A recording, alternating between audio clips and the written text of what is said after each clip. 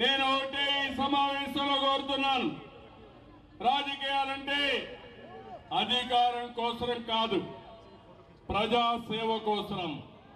రాజకీయాల ద్వారా మీ జీవితాలు బాగు చేసి వ్యవస్థ రావాలి.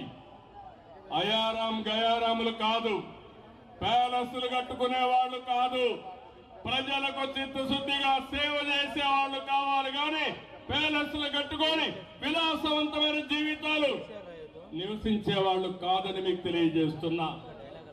అందుకని నేను ఒకటే మీకు విజ్ఞప్తి చేస్తున్నాను, ఈసారి మళ్ళీ అభివృద్ధి జరగాలంటే, సంక్షేమం కొనసాగాలంటే, ప్రజల జీవితాల్లో మార్పు రావాలంటే బీజేపీ కోటేయాలి, కమలం గుర్తు కోటేయాలి.